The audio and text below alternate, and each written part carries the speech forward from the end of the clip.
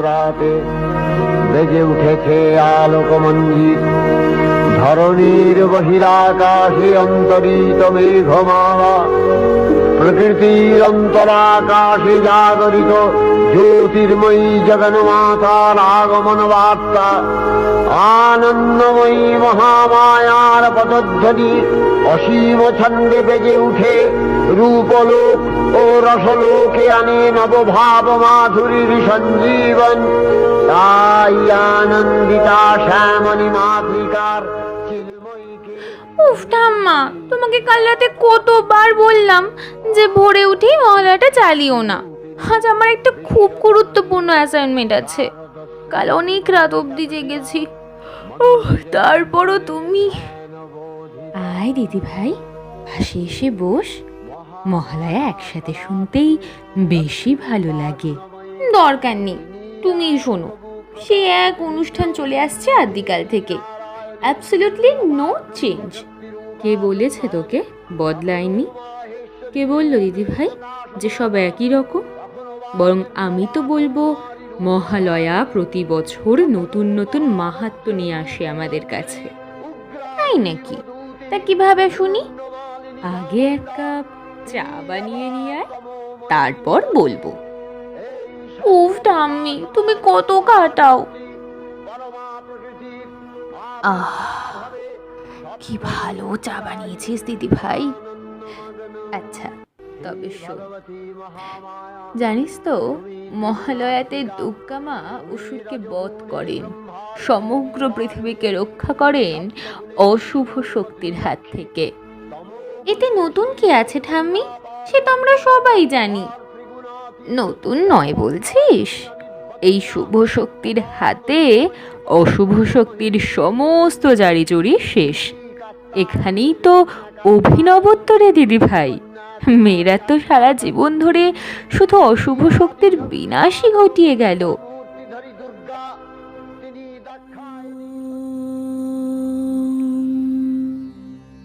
জয়ং দেহি মা বলং দেহি মা রূপং দেহি মা যশ দেহি মা।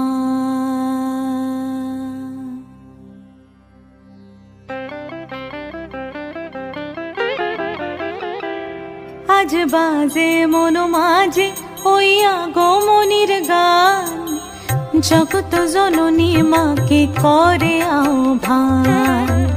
জগত জননী মাকে করে আহ্বান। আজ বাজে মন মাঝে ওই আগমনীর গান, জগত জননী মাকে করে আহ্বান। জগত জননী মাকে করে আহ্বান। মনের মুখরে ভাসে তোমারই সে আলো ভরা মধুমুখ খান। তোমারই সে আলো ভরা মধুমুখ খান। মায়ের মূরতি ধরে জাগো তুমি জাগো, মায়ার বিনাশ করে জাগো তুমি জাগো। আজ বাজে মন মাঝে ওই আগমনীর গান, জগত জননী মাকে করে আহ্বান। ও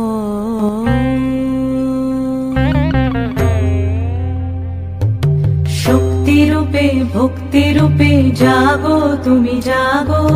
পুরুষ প্রকৃতি মাঝে জাগো তুমি জাগো। শক্তি রূপে ভক্তি রূপে জাগো তুমি জাগো। পুরুষ প্রকৃতি মাঝে জাগো তুমি জাগো। নীলাকাশে তুমি জাগো, মধুভাসে তুমি জাগো। দশ প্রহরণ ধরে জাগো তুমি জাগো। জাগো তুমি জাগো, জাগো তুমি জাগো। মায়ের মূরতি ধরে জাগো তুমি জাগো।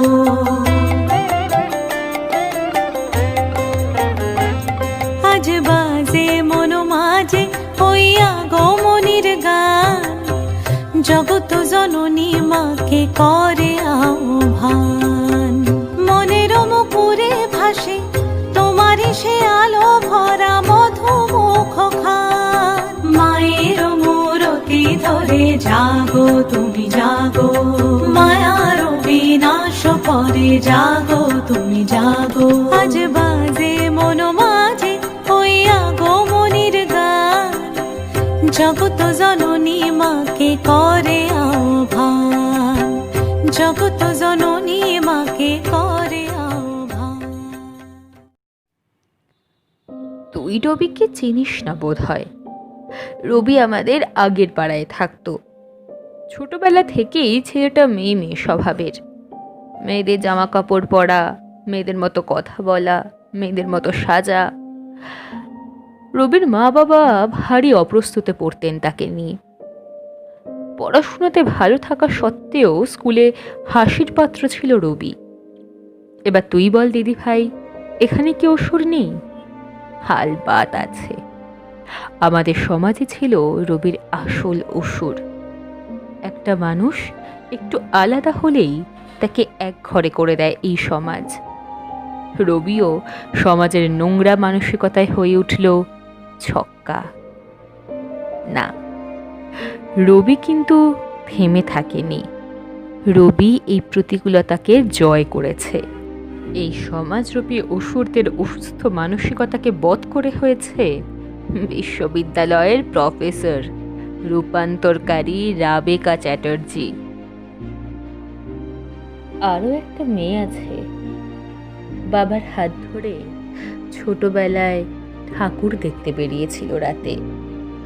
কখন জানি বেখেয়ালে বাবার হাতটা ছেড়ে যায়, আর সে মিশে যায় আলোর নিচে চাপা পড়া আরেক অন্ধকার মহানগরীর স্রোতে। হাজারো অচেনা হাতের ভিড় ঠেলে ফিরে আসে সে বহু বছর পর। কিন্তু এ সমাজের কাছে তখন সে নষ্টা। তার যুদ্ধ শুরু হয় তখনই। সে থেমে যায়নি। আজ সে একটা মেঘবালিকা নামের সংস্থার সাথে যুক্ত, যারা অকালেই বৃষ্টি হয়ে ঝরে যায়। সেই সব মেয়েদের মানসিক জ্বালানি যোগায় সে আজও লড়ছে সবার হয়ে। জানো তো ঠাম্মি, আমারও একটা ঘটনার কথা খুব মনে পড়ছে। সেবার বাড়ি ফেরার পথে বাস পাচ্ছিলাম না। অগত্যা একটা ভিড় বাসে উঠতে হলো। প্রতিবার বাসের ব্রেক পড়ার সাথে সাথে কিছু মানুষ গায়ের ওপর হুমড়ি খেয়ে পড়ছিল। এতে অবশ্য তাদের কোনো দোষ নেই, বাসের পরিস্থিতি অমন ছিল। হঠাৎ দেখি এক কাকিমা চিৎকার করছেন। ভিড় বাসের সুযোগে এক ভদ্রলোক অভদ্রের মতন তার পিঠে কোমরের বাঁকে হাত রাখছিলেন। উনি সরে আসার চেষ্টা করলেও ওই লোকটি কাজটির পুনরাবৃত্তি করে। অগত্যা কাকিমা সপাটে এক চড় বসিয়ে দিল লোকটার গালে। কলার ধরে তারপর টেনে নামালো বাস থেকে। রেডিওতে মা কালীর রূপের বর্ণনা শুনে কেন জানি না কাকিমার মুখটা খুব মনে পড়ছে। প্রতিবাদী নির্ভীক এক মুখ।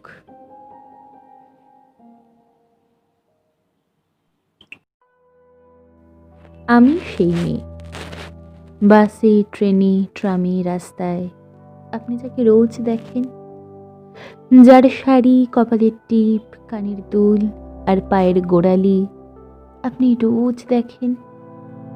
আর আরো অনেক কিছু দেখতে পাওয়ার স্বপ্ন দেখেন। স্বপ্নে যাকে ইচ্ছে মতন দেখেন, আমি সেই মেয়ে। বিহারের প্রত্যন্ত গ্রামে দিনের আলোয় যার ছায়া মাড়ানো আপনার ধর্মে নিষিদ্ধ, আর রাতের গভীরে যাকে বস্তি থেকে তুলে আনতে পাইক বরকন্দাজ পাঠান আপনি, আর সুসজ্জিত বিছানায় যার জন্য অপেক্ষায় অধীর হয় আপনার রাজকীয় লাম্পট্য, আমি সেই মেয়ে। আমি সেই মেয়ে, আসামের চা বাগানে ঝুপড়ি কামিন বস্তি থেকে যাকে আপনি নিয়ে যেতে চান সাহেবী বাংলোয় মধ্যরাতে? ফায়ার প্লেসের ঝলসে ওঠা আলোয় মোদির চোখে দেখতে চান যার অনাবৃত শরীর? আমি সেই মেয়ে। রাজস্থানের শুকনো উঠোন থেকে পিপাসার জল আনতে যাকে আপনি পাঠিয়ে দেন 10 মাইল দূরে সরকারি ইন্দারায়, আর 20 মাইল হেঁটে ক্লান্ত বিধ্বস্ত যে রমণী ঘোড়া কাঁখে ঘরে ফিরলেই যাকে বসিয়ে দেন চুলার আগুনের সামনে আপনার রুটি বানাতে? আমি সেই মেয়ে। আমি সেই মেয়ে যাকে নিয়ে আপনি মগ্ন হতে চান গঙ্গার ধারে কিংবা ভিক্টোরিয়ার সবুজে কিংবা সিনেমা হলের নীল অন্ধকারে, যার চোখে আপনি এঁকে দিতে চান ঝুঠা স্বপ্নের কাজল, আর ফুরিয়ে যাওয়া সিগারেটের প্যাকেটের মতো যাকে পথের পাশে ছুঁড়ে ফেলে আপনার ফুল সাজানো গাড়ি শুভ বিবাহ সুসম্পন্ন করতে ছুটে যায় শহরের পথে। কোণে দেখা আলোর গধূলিতে একা দাঁড়িয়ে থাকা আমি সেই মেয়ে। আমি সেই মেয়ে, এমনকি দেবতারাও যাকে ক্ষমা করেন না। অহংকার আর শক্তির দম্ভে যার গর্ভে রেখে যান কুমারীর অপমান, আর চোখের জলে কুন্তি হয়ে নদীর জলে বিসর্জন দিতে হয় কর্ণকে, আত্মজকে। আমি সেই মেয়ে। সংসারের অসময়ে আমি ভরসা। আমার ছাত্র পড়ানোর টাকায় মায়ের ওষুধ কেনা হয়, আমার বাড়তি রোজগারে ভাইয়ের বই কেনা হয়। আমার সমস্ত শরীর প্রবল বৃষ্টিতে ভিজতে থাকে। কালো আকাশ মাথায় নিয়ে আমি ছাতা হয়ে থাকি। ছাতার নিচে সুখে বাঁচে সংসার। আপনি, আপনারা আমার জন্য অনেক করেছেন। সাহিত্যে, কাব্যে, শাস্ত্রে, লোকাচারে আমাকে মা বলে পুজো করেছেন, প্রকৃতি বলে আদিক্ষেতা করেছেন, আর শহরগঞ্জের কানাগলিতে ঠোঁটে রং মাখিয়ে হাতে কুপি দিয়ে দাঁড় করিয়েও দিয়েছেন। হ্যাঁ, আমি সেই মেয়ে। একদিন হয়তো একদিন, হয়তো অন্য কোনো একদিন আমার সমস্ত মিথ্যে পোশাক ছুঁড়ে ফেলে দিয়ে আমি হয়ে উঠব সেই অসামান্যা। খোলা চুল মেঘের মতো ঢাকবে আমার খোলা পিঠ, দু চোখে জ্বলবে ভীষণ আগুন, কপাল ঠিকরে বেরুবে ভয়ঙ্কর তেজর রশ্মি, হাতে ঝলসে উঠবে সেই খড়গ, দু পায়ের নুপুরে বেজে উঠবে রণদুন্ধুভি, নৃশংস অট্টহাসিতে ভরে উঠবে আকাশ। দেবতারাও আতঙ্কে স্তব্ধ হয়ে বলতে থাকবেন, মহামেঘপ্রভাং ঘোরাং মুক্তকেশিং চতুর্ভুজাং কালিকাং দক্ষিণাং মুন্ডমালা বিভূতিসাং। বিভৎস দাবানলের মতো আমি এগোতে থাকব, আর আমার এগিয়ে যাবার পথের দুপাশে মুন্ডহীন অসংখ্য দেহ ছটফট করতে থাকবে। সভ্যতার দেহ, প্রগতির দেহ, উন্নতির দেহ, সমাজের দেহ। হয়তো আমি সেই মেয়ে, হয়তো বা। তুই যে কসমেটিক্সের দোকান থেকে কেনাকাটি করিস দিদি ভাই, ওই মেয়েটার নামটা যেন, হ্যাঁ, রূপাঞ্জনা। কখনো ওর মুখের আঁচলটা সরিয়ে দেখেছিস? জানতে চেয়েছিস ক্ষতের গভীরতা? কোচিন থেকে ফেরার পথে ওর ভালোবাসা মুখের ওপর ছিটকে পড়ে। যন্ত্রণারা বাসা বাঁধে সারা জীবন একসাথে চলার অঙ্গীকারে। প্রতিদিনের শারীরিক অবনতির আর মানসিক অবসাদের সাথে যুদ্ধে পিছনে পড়ে থাকেনি সে, পিছিয়ে পড়া সমাজের মতো। ওর তো শুধু মুখোশটাই পুড়েছে, আর সুন্দর মুখোশের আড়ালে বিস্তাতগুলোর কি হবে? তাদের উপড়ে ফেলতে পারে কেবল নারী শক্তি। বাজলো তোমার আলোর বেনু, মাতলো যে ভুবন, বাজলো তোমার আলোর বেনু। আজ প্রভাতে সে সুর শুনে খুলে দিনু মন, বাজলো বাজলো বাজলো তোমার আলোর বেনু। অন্তরে যা লুকিয়ে রাজে, অরুণ বীণায় সে সুর বাজে, এই আনন্দ যোগে সবার মধুর আমন্ত্রণ, মাতলো যে ভুবন, বাজলো তোমার আলোর বেনু। আজ সমীরণ আলোয় পাগল, নবীন সুরের লীলা। আজ শরতে